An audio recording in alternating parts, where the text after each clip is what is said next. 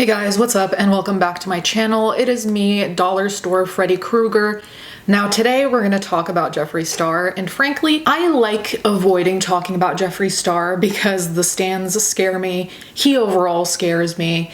It's always a shit show. It's always very draining because a lot that surrounds him is incredibly heavy. And I know that you also must be alarmed because typically on this channel, I'm a no lip gang person, but I had to take a picture earlier that included overlining my lips to shit. So hello, plastic surgery face, here we are. So Kat Tenbarge wrote an article for Insider that was an investigation of the allegations made against Jeffree Star in terms of sexual assault. What I'm gonna do here is not really summarize the article. What I did is I reorganized the information from the article in a chronological order, and we're going to talk about them because it is very overwhelming to get that amount of information because it is a long article. There's just so much information there, and it's also like you're being bombarded with names of all these people, and it can be difficult to keep track of who did what to who, when, how people are related. So I tried to turn it into an easier version in case you don't want to read the article, though I would highly suggest you do. Last thing before we get into it, I'm not going to be talking about Jeffree Star's racial insensitivities because I feel like anyone who's here probably already knows that because that's not by any means new information.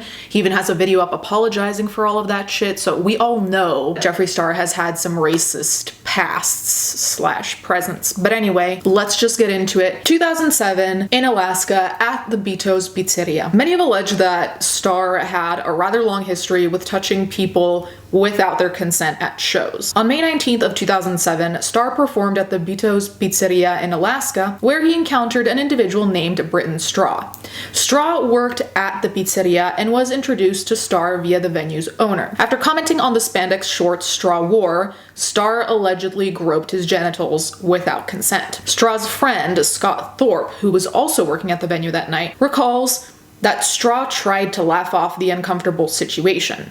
Thorpe commented that at the time and in that scene, groping was to some degree normalized, and in fact, Straw only later realized that what had occurred was entirely inappropriate and an assault. And to be noted, just because at the time it was normalized, that doesn't by any means mean that it was okay. I think what Thorpe was underlining was that it was just scarily common. So Straw also mentions that because of Star's popularity on YouTube, it's unpleasant to constantly see other brands promoting and supporting Jeffree Star considering what he did to him. Star's lawyers actively deny that anything occurred between the two. They also alleged that Straw tried to extort money from Jeffree Star, though there's been no evidence presented to back up that allegation. Straw, however, did try to reach out to Jeffree Star in order to get some closure. However, the message was left unanswered. Zach Neal, who was a Warped Tour manager, claimed that a central reason why they didn't book Jeffree Star again was due to similar behaviors with other fans, younger ones as well. He alleged that one of Star's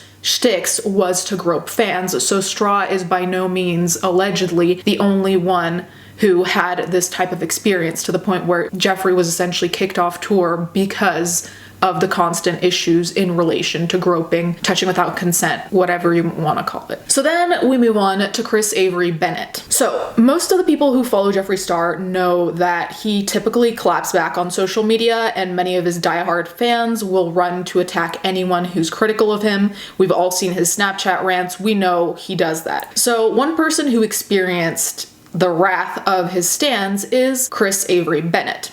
So she ran a MySpace account that was centered on gay rights, and for this reason she interacted with LGBTQ users. Jeffree Star was one of them. When she was 15, Bennett allegedly received an email with a nude photo that included a tattoo that seems like the one Jeffree Star has on his finger of an ice cream cone. She didn't answer the email, but Bennett later reached out to Star in order to share a story of empowerment, to which he reacted in an aggressive manner, and from there, Star's fans began to ruthlessly attack Bennett. The abuse she received online ended up causing such intense turmoil that it contributed to a suicide attempt. Bennett then went to an inpatient psychiatric treatment, and Insider reviewed the documentation confirming she did go to that psychiatric treatment, and Star's attorney again denies that Jeffree Star ever sent a picture of his genitalia to anyone. This is a recurring theme. Jeffree Star's attorneys just deny everything, which is by no means surprising, but you'd just think they'd comment a little bit more.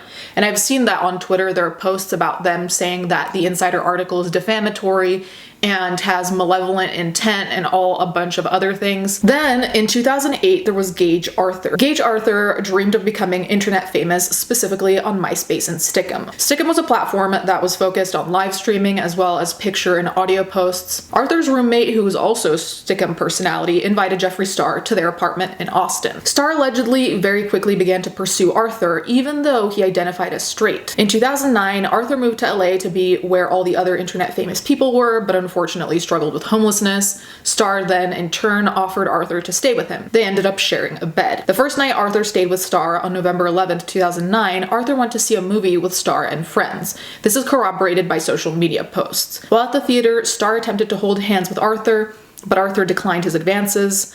And in a form of revenge, Star walked out of the theater and tased Arthur. Tasing was apparently a recurring issue with Star, as Zach Neal, the Warped Tour manager, actually dealt with problems due to Star's propensity to stun/tase people without much of a second thought. That same night that they had gone to the movies, Star allegedly drugged Arthur by giving him Ambien, and once Arthur was heavily under the influence, Star, without consent, performed oral sex on Arthur. So Star allegedly raped Arthur. Arthur had also spoken to Christopher Stone, who runs a blog called Sticky Drama. In a post about Arthur's allegations, Stone mentioned that Star even threatened to use a taser on him if he didn't comply with his sexual demands. Star's attorney claimed these allegations were false and defamatory, and as we know, this is pretty much a recurring theme. Others around Arthur corroborated his account of how the events unfolded. Arthur's roommate in Austin confirmed that Star, who was 22 at the time, did visit the apartment when Arthur was 17. He also confirmed that there was real Stickam footage showing the three of them together. That footage also includes Star kissing Arthur. Arthur had told a former roommate, Chris Whalen, that Star had drugged him with Ambien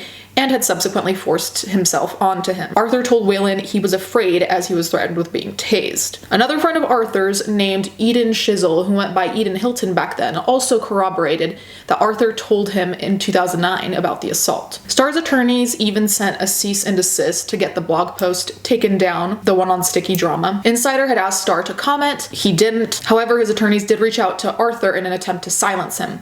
Effectively, they succeeded, as Arthur then wanted to retract his statements and emailed Insider saying, quote, "I'm not sure I'm remembering stuff correctly," and, quote, "I may have misinterpreted things." Arthur told another person that Star had allegedly offered him $10,000 to retract his allegations. To further try to discredit Arthur's allegations, Star's attorneys reached out to Amora Hilton, an ex-MySpace celebrity who claimed to be Arthur's best friend. Hilton commented saying that Star and Arthur had quote-unquote hooked up, and went as far as to claim that it was impossible for Star to have raped Arthur as they were of similar size. The thing that's most recent to now, I suppose, is that Arthur reached out to Bennett, who had the gay rights MySpace blog, who allegedly got the nude from Jeffree Star, and told her that if she too retracted any statements about Star, Star would give her $10,000 as well. She declined that offer. And then Star's attorneys have not commented on the alleged payments he offered in exchange for silence. As of when I'm filming this, they haven't said that the payment thing is not true. So I know I kind of just bombarded you with information, but this is like a summarized version specifically of the assaults, and I put it in chronological order just so it's easier to process. It is for me anyway, because I know I get confused with people's names. I don't remember who's who. My memory is not the tea. It really is not. I do find it suspicious that a lot of these accounts overlap, and I don't mean it's suspicious in the sense of I think they're lying. I think that it says something about the likelihood of them being true, because we have the taser thing, which seems to be a recurring event between what the Warped Tour manager Zach Neal said, and that he tased and threatened to tase Arthur if he didn't allow him to have sexual contact with him. Aside from that, if the $10,000 thing is true, which it likely is, because otherwise why else would Arthur retract his statement? Like, for no money, I don't think someone would just randomly retract their statement. So I definitely think the money is there. If you're not guilty, I can't imagine you wanting to pay someone. Of course, there can be the argument made that he paid people because he doesn't want to deal with people slandering him if it's not true.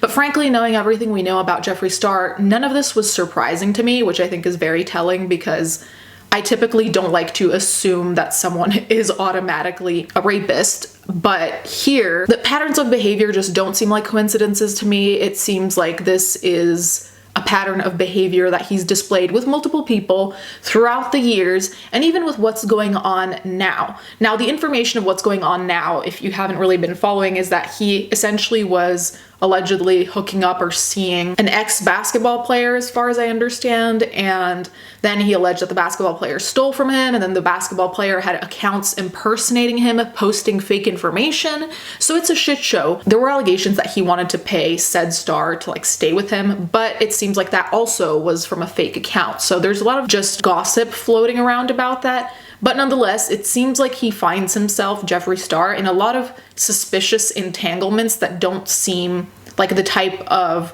conflict that people in regular relationships have. And in regular relationships, I mean, where you're not bribing someone, threatening someone, you know, like where it's just like a consensual relationship. Like it always seems like it never is just like a relationship. It seems like it's a business move or a tactic to be discussed. I personally believe the allegations. I believe he did the things that he's being accused of. Based on also his other behaviors, if we want to talk about the racial insensitivity, there are so many things that indicate to me that his moral, ethical compass just isn't there. So it's hard for me to really doubt these allegations considering every single thing we know. And most of the people I've talked about this with have agreed that it's not surprising, and that in and of itself I think is very telling. You guys can let me know what you think in the comments down below. Do you think he's paying people off? Do you think any of these allegations are true, or are all of them true? Let me know. Thank you guys so much for watching. Thank you to my patrons as always, and let's get right into the fan art.